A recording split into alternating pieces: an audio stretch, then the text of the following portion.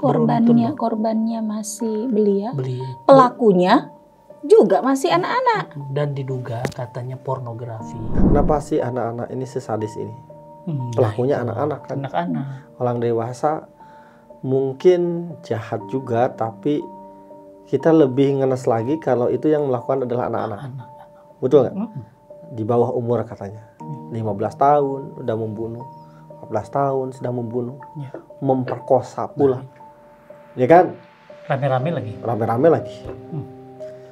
Ya, kalau bahasa pendidikan itu gara-gara tidak memiliki namanya.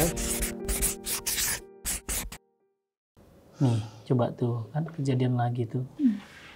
Ya kan? Pemerkosaan rame-rame, tapi juga pembunuhan di Palembang, di Jambi, di mana-mana tuh ya. Korbannya masih belia. Pelakunya juga masih anak-anak. Dan diduga katanya pornografi, kecanduan pornografi. Ya maaf aja, pertanyaan kritis, bukan berarti membenarkan pornografi. Benarkah pornografi? Pasti begitu. Nah tuh, ada Abah. Supaya membantai asumsi yang sudah ada selama ini. Ya. Ada Abah kapan munculnya? Udah segede gini gak kelihatan. Sebenarnya udah dari tadi ada. Sehat Abah. Langsung Abah. Iya Bah. Ini kalian ngomongin apa? Ngomongin apa dulu? Ngomongin apa tadi? Tadi ngomonginnya dampak. Ada apa tadi? Pemerkosaan itu apa? Coba. Pemerkosaan. Terus dilanjutkan pembunuhan. Tapi pemerkosaan ini selalu karenanya isunya pornografi. Katanya si pelakunya terpapar pornografi. Masalahnya saya maaf ya Bah, saya lama banyak proyek di Jepang. Ya. Orang Jepang itu pornografi lebih gila. Bahkan industri porno terbesar dunia itu Jepang. Tapi nggak ada tuh sampai dibunuh. Dan ini Abah, kalau dulu kita dengar berita kriminalitas pemerkosaan dan pembunuhan itu dilakukan oleh orang yang sudah dewasa.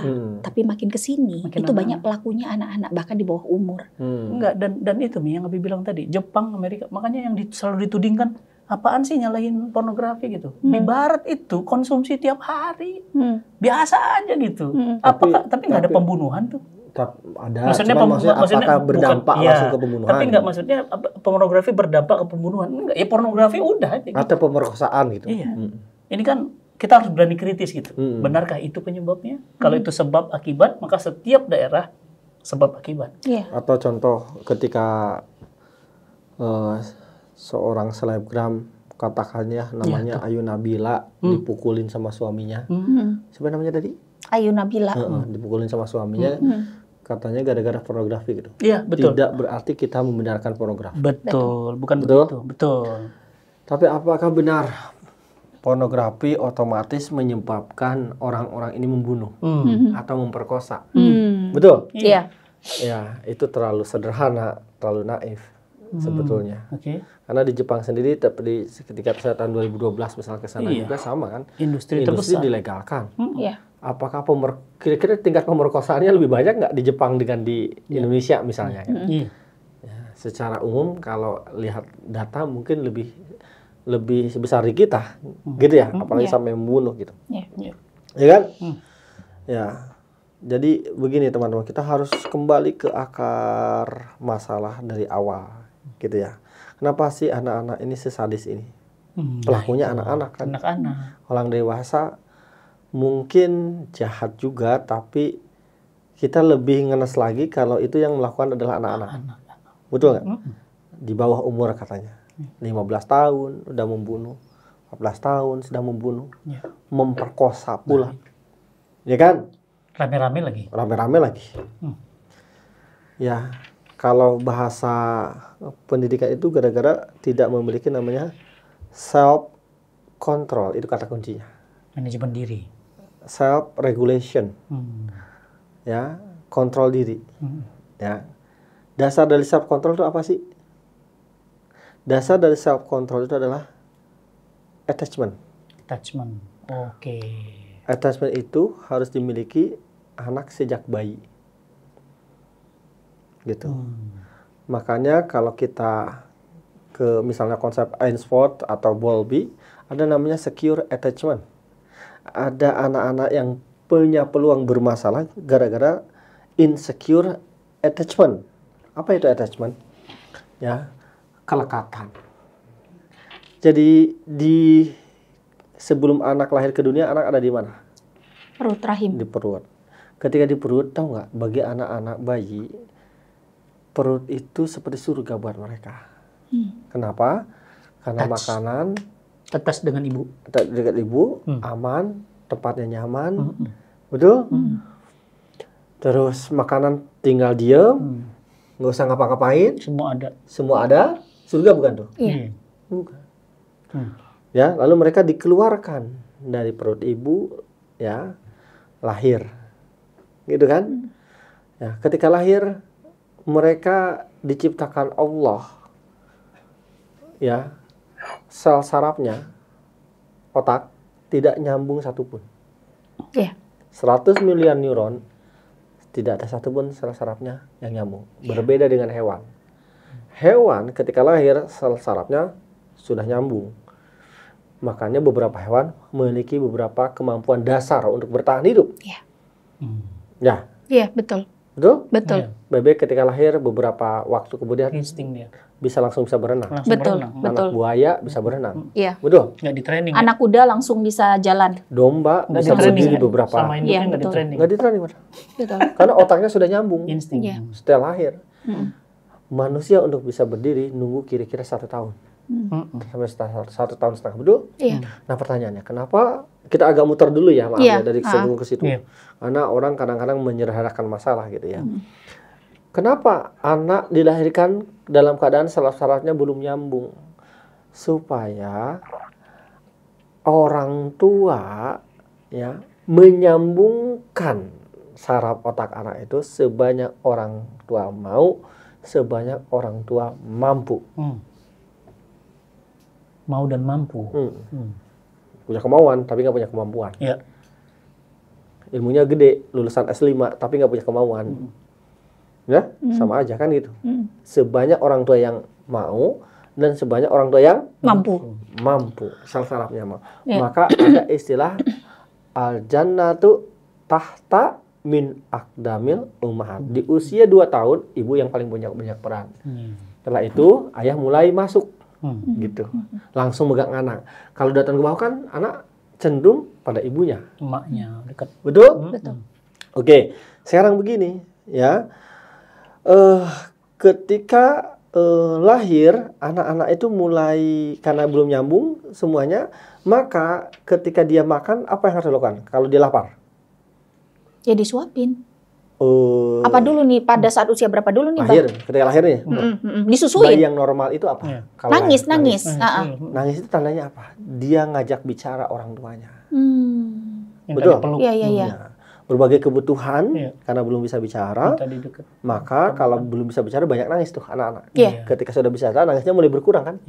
Setelah 7 tahun, nangisnya hampir berkurang banget, drastis kan gitu, karena sudah bisa mengungkapkan perasaannya. Betul? Betul.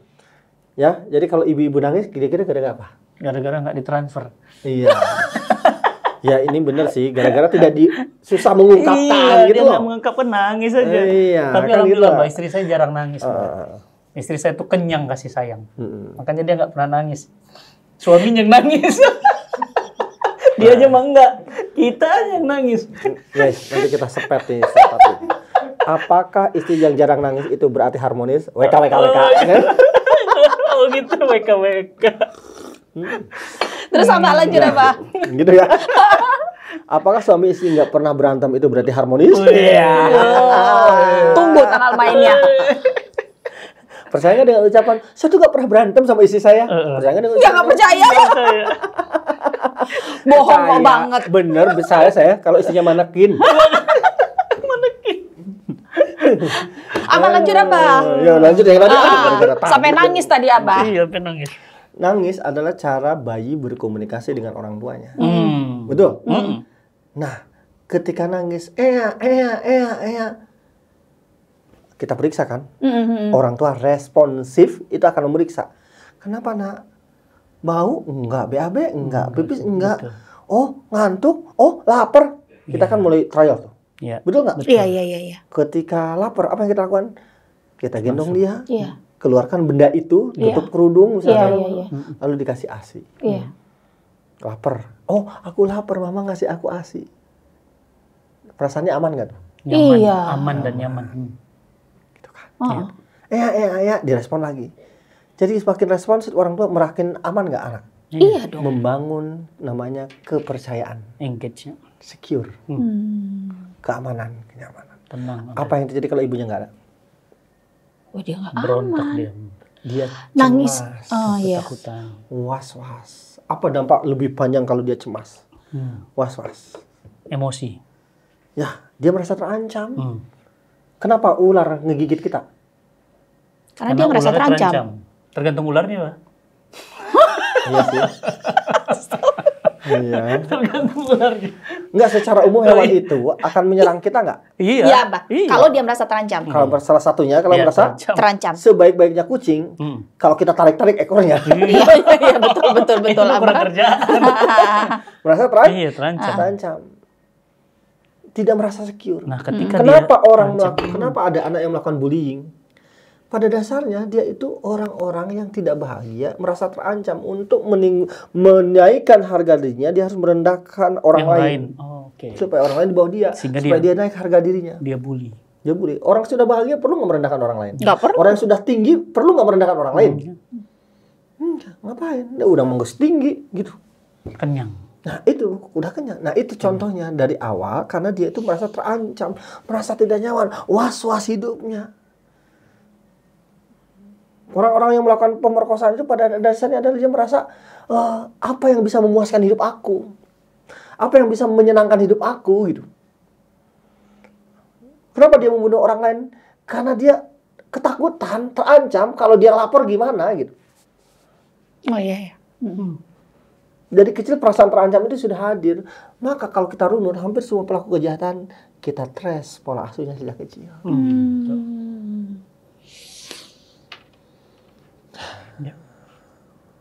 Itu sebabnya dalam agama kita, gitu ya, ibu-ibu, kalau habis melahirkan apa disebutnya? Nifas. Nifas berapa hari? 40-an kira-kira. Boleh nggak sholat? Nggak boleh. Nggak boleh sholat. Bisa nggak Allah buat ibu-ibu tuh tidak keluar darah 40 hari? Ya bisa aja. Bisa aja. Tapi kenapa Allah buat 40 hari? Supaya ibu-ibu fokus sama anak, merespon terus-terusan bayinya. Ngerti nggak? Iya, Bang. Ya. Sekarang bapak-bapak nih, kalian bapak-bapak nih di ruangan. Abah juga bapak-bapak. Yang punya istri kan? Benar, paham? Punya istri kan kalian? Atau jomblo? Anda punya istri kan? Inilah ada sampingnya. Iya, Abah. Suami, dengerin ya. Ada istri yang lain nggak? Udah. Iya, Bang. Suami-suami, jawab pertanyaan saya. Ketika nifas, sholat boleh nggak? Jawab, yang keras. Hah? Jawab. Udah. Nggak yakin, soalnya udah nggak berani pas. Jadi udah nggak tahu. Udah nggak ada. Istrinya maksudnya, bukan udahnya. Iya, siapa? Ketika nifas, boleh sholat nggak? Artinya apa? Sholat aja haram, apalagi nyuci piring. Nah, itu dia yang penting. Langsung dia bersuara. Aduh. Artinya apa? Setidaknya kalau saya memilih, ya kalau diikuti silahkan, nggak diikuti nggak apa-apa. Sampai 6 bulan harusnya perempuan-perempuan itu asli eksklusif dibebaskan dari beban-beban pekerjaan benda mati supaya fokus dengan bayi. Termasuk kerja di luar rumah. Tapi kalau di negara kita kan itunya apa? Cutinya cuma 3 bulan. Kalau di negara-negara maju seperti Finlandia, Skandinavia, Denmark, itu bahkan sampai setahun. Bisa 2 tahun ya karena Pak. Iya. Bergantung kondisi bayi. Jadi kadang-kadang mereka lebih syariah dari kita. Itu kan mereka lagi memasakkan Al-Baqarah 233. Iya. Undang-undang kesejahteraan ibu anak yang boleh disahkan kemarin hebohnya minta ampun, dikasih 6 bulan aja cuti. Udah mulai 6 bulan kan? Iya. Itu hebohnya minta ampun. Ya, saya paham kondisi di Indonesia, apalagi UMKM gimana ceritanya kalau PNS, perusahaan besar udah lama itu menerapkan itu kan gitu. Namanya itu PRK, pekerjaan ramah keluarga. Kita mengarah ke sana, belum mengarah ke sana kan gitu. Ya bisa saja pakai diperas. Tapi itu kan kebutuhan gizi, bukan kebutuhan emosi yang dipenuhi. Gizi dapat, emosi enggak. Kan gitu. Ya. Dan itu yang terjadi. Tapi saya harus lebih hati-hati. Nanti ini kemana-mana soalnya bisa ke peran gender dan lain-lain. Itu bisa kemana-mana ini ya. Tapi yang aman tuh kira-kira gitu. Seharusnya sampai 6 bulan anak-anak, ibu-ibu itu dibebaskan dari pekerjaan-pekerjaan benda mati tadi. Saya tuh paling benci kalau melahirkan. Makanya istri saya kenapa anaknya 6 nyaman-nyaman aja? Karena dibebaskan, guys. Jangan-jangan setelah 2 tahun selesai hanya bikin anak lagi supaya bebas. Gimana? Belum 2 tahun. Belum 2 tahun juga udah. Gimana caranya aku nggak ngerjain kerjaan rumah nih, gua hamil lagi nih. Iya kan, kayaknya gitu ya sampai anaknya 6 gitu. Lumayan kali. 2 Tapi tahun. kan harus keikhlasan istri. Hamil itu harus jadi istri, nggak boleh hanya sekedar kita egois. Bapak-bapak pengen punya anak banyak. Nah, istri harus setuju gitu. Ya, karena yang melahirkan istri, yang hamil istri gitu. Gitu kan?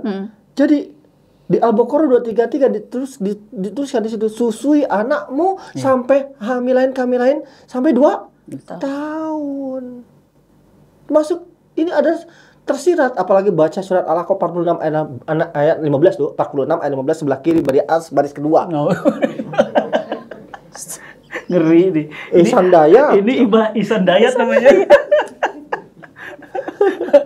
Hamilain wa hamluhu wa fisaluhu 3 syahr, hamil menyusui 30 bulan di luar menyapi winning. Itu kira-kira jarak punya anak tuh harusnya 3 tahun.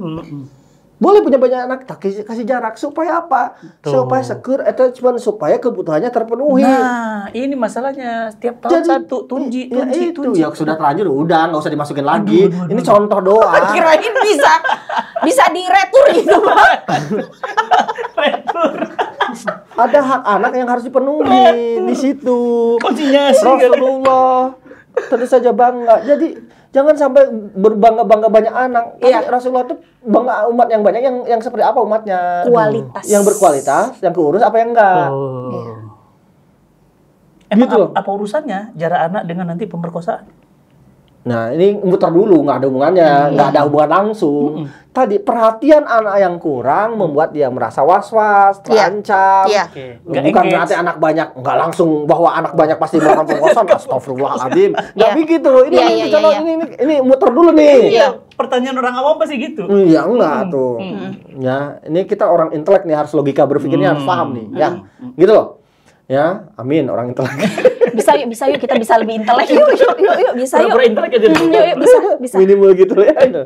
Ya nggak sesederhana itu lalu kemudian menyimpulkan ini pasti melakukan pemerkosaan, nggak gitu. Ya, itu saya juga orang tua saya banyak nggak ada tuh yang melakukan pemerkosaan. Orang tua Abah banyak. Orang tua Abah anaknya banyak.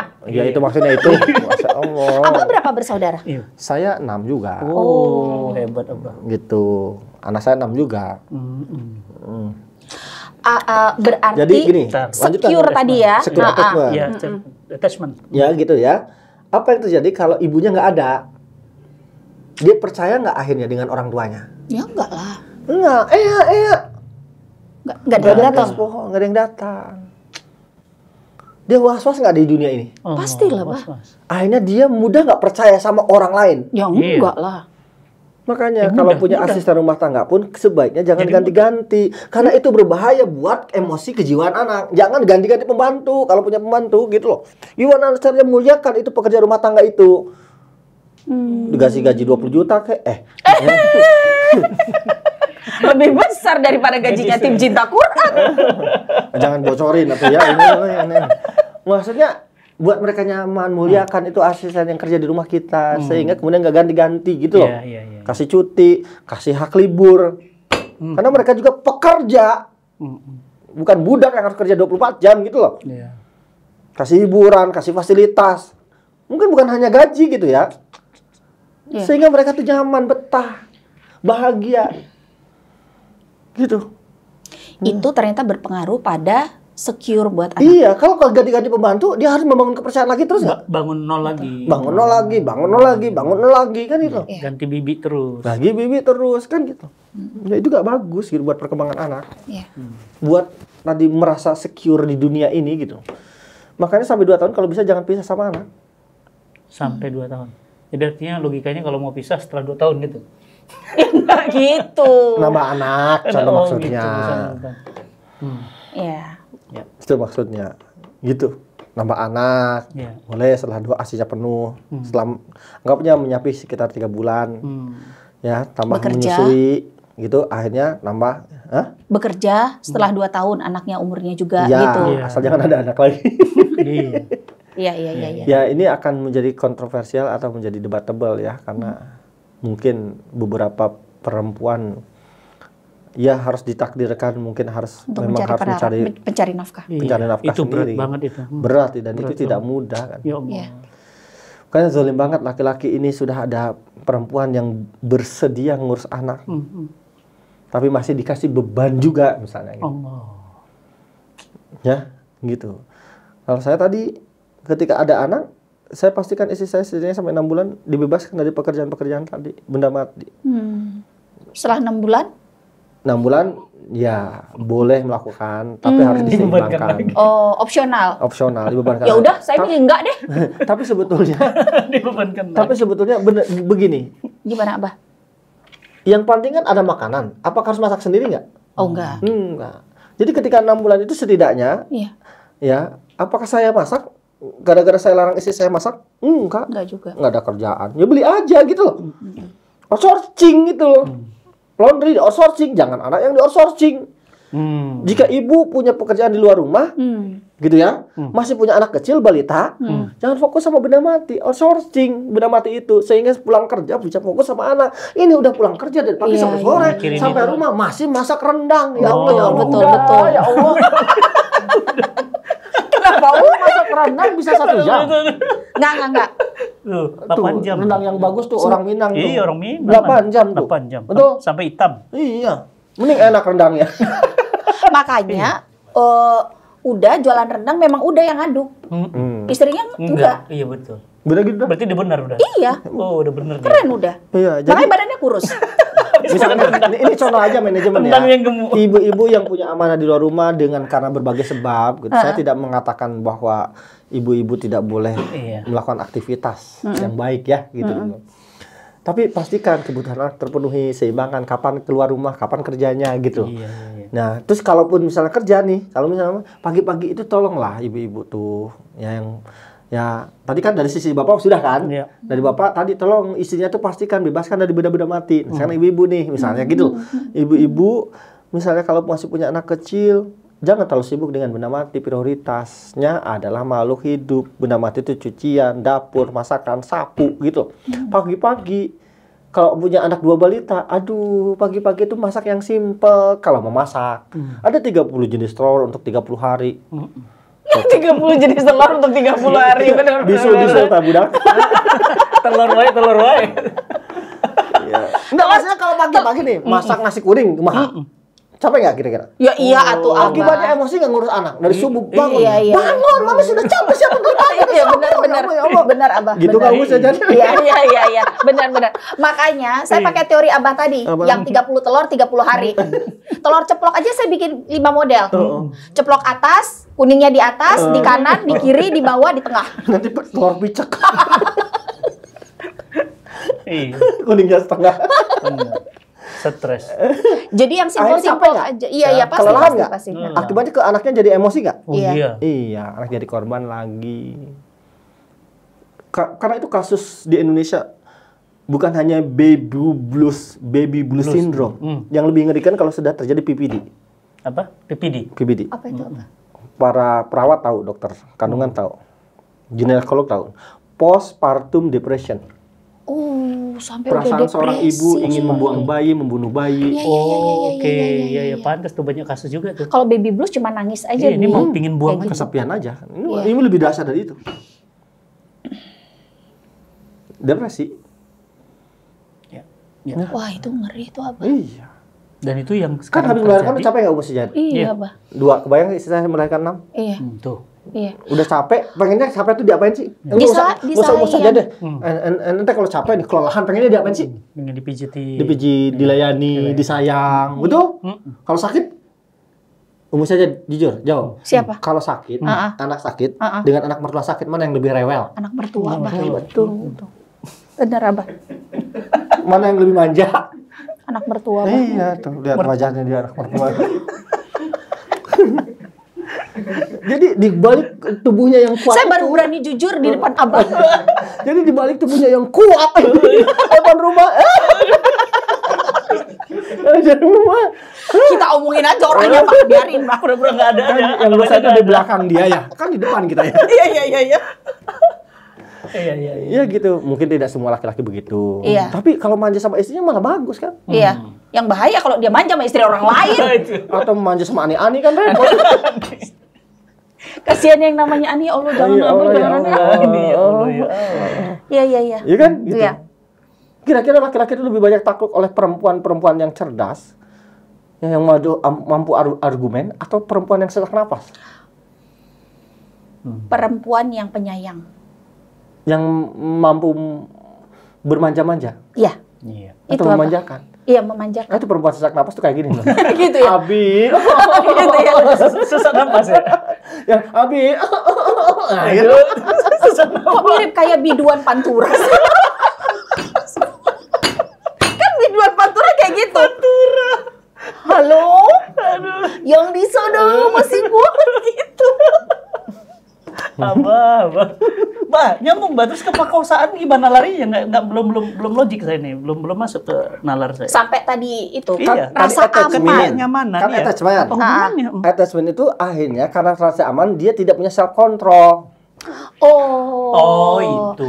Tidak adanya rasa aman itu bikin orang nggak punya self control. Iya, was-was pecaman itu jadi saya tidak punya self control. Kenapa kalau ada orang insiden tubrukan mobil di jalan marah-marah teriak-teriak? Karena nggak punya self control, jadi ngamuk nggak jelas. Self control itu dampaknya cabangnya banyak tuh, melakukan kejahatan, menyakiti orang lain. Iya. Kalau stimulasinya pornografi, pemerkosaan, Menyakiti diri sendiri itu masuk di dalam. Nah, pertanyaannya, kenapa di Jepang pemerkosaan minim? Ya ada banyak argumen lagi. Pertama, ya kalau yang argumen liberal adalah ya karena mereka sudah disalurkan. Iya. Tapi kan kalau disalurkan, zina disalurkan atau dilegalkan, dampak-dampak yang lainnya juga lebih besar. Iya. Betul, lebih hancur lagi malah. Lebih hancur lagi lah, anak tanpa ayah, Iya, tanpa betul, keluarga betul, utuh, gitu kan satu sama Wanita dari. yang batinnya hancur. Iya kan gitu dan seterusnya. Iya. Apakah benar dilegalkan supaya tidak terjadi pemerkosaan? Ya berarti Logikanya rusak sih. zina Dilegalkan. dilegalkan. Jadi sebenarnya penyaluran yang benar Yang harusnya diarahkan. bukan kemudian Oke, dibebaskan. yang kedua, kenapa di Indonesia lebih agamis tapi pemerkosaan lebih banyak? Sementara di Jepang tidak agamis bahkan tidak beragama tapi pemerkosaan minim. Nah, itu harus dianalisis lebih detail. Apakah benar orang-orang yang melakukan pemerkosaan adalah orang yang beragama, yang agamis?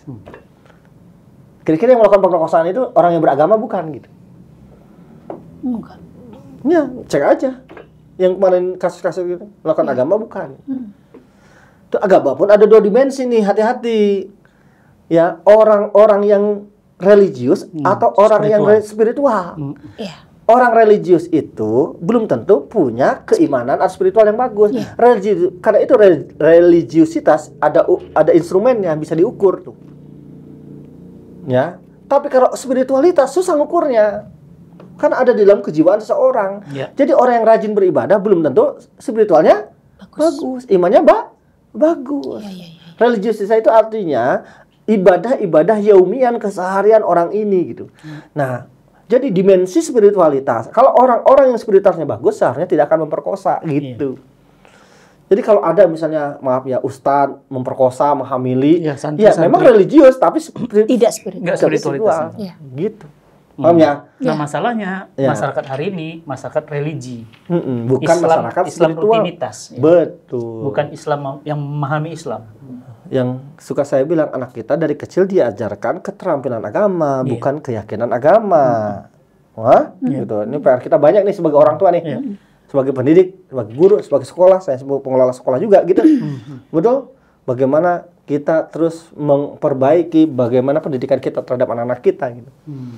Ya, atau yang kedua, argumen yang kedua, di Jepang mesti pornografi anak karena penegakan hukumnya jalan. Sementara penegakan hukum kita tidak jalan. Di sini kemarin udah dibunuh pacarnya karena anak salah satu petinggi dikeluarin tuh. Ya, dia udah cuma berapa bulan. Mohon maaf ya, mudah-mudahan negara kita terus lebih baik. Kita tidak bermaksud untuk membenci negara kita. Kita doakan negara kita lebih baik. Cuman teman-teman, saya mau nanya, kalau teman-teman kehilangan handphone terus lapor sama negara, kira-kira bakal diurus nggak? Enggak. Ketika saya di Jepang, suami istri berantem, teriak-teriak, kita telepon negara lewat tertentu, petugas tertentu, langsung datang. Negara hadir di tengah warganya. Negara ada. Negara hadir, penegak hukumnya jalan. Itu maksudnya gitu. Di Indonesia, ya insya Allah jalan juga. Tapi umumnya kalau kondisi sekarang harus memiliki dua kekuatan. Salah satu di antara dua. Pertama, kekuatan massa alias viral. Diviralin dulu baru berhenti. Baru bergerak. Pertanyaannya kemana negara kan? Harus viral dulu. Negara kan harusnya hadir di pasar, negara hadir di tengah warganya. Iya. Ya, gitu kan? Iya. Ya, mohon maaf tidak bermaksud ngomongin politik ya. Kita doakan negara kita lebih baik. Ya. Amin. Mudah-mudahan akan terus ada orang tua amanah. Saya yakin dengan pendidikan yang bagus, negara ini terus lebih baik kan. Jadi kecemasan, ketakutan menyebabkan self controlnya hilang. Oke. Masuk akal. Kalau anak umur self control itu ya dampaknya banyak. Tadi jadi gampang menyakiti orang, gitu. Bully juga begitu ya.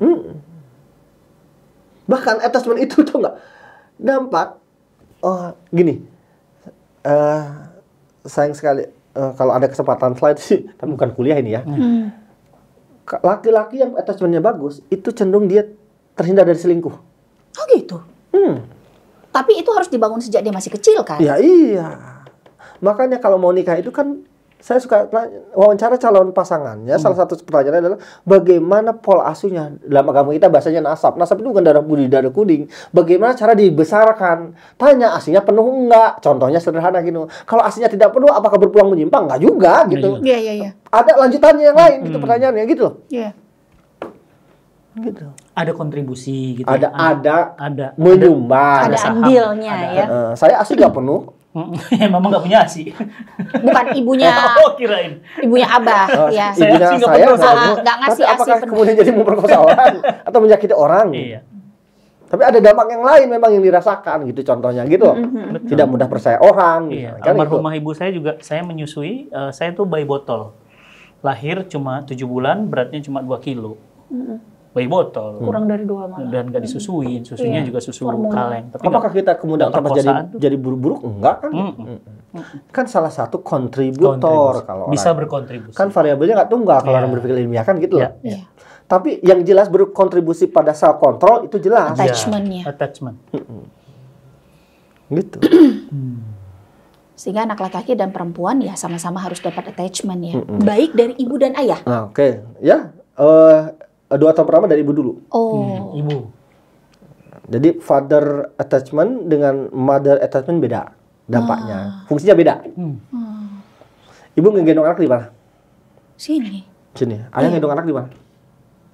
Iya, sini. Di atas kalau ayah. Iya. Lebih sering Digendong sini. Iya. Kalau ibu nggak kuat kalau di sini. Iya. Kenapa? Ayah diciptakan Allah pundaknya lebih besar daripada ibu. Sehingga kalau menggendong anak pun beda. Ayah akan lebih sering di sini. Ibu di sini. Di sini fungsinya attachment, keamanan, security. Iya. Di sini petualangan, visi. Journey. Petarung. Karena kalau jatuh lebih sakit. Iya, betul. Ya. Apa-apaan sih? Serah seno nih jomblo nih Allah. Biar buat abah iri. Iya, ya Allah. Ya Allah.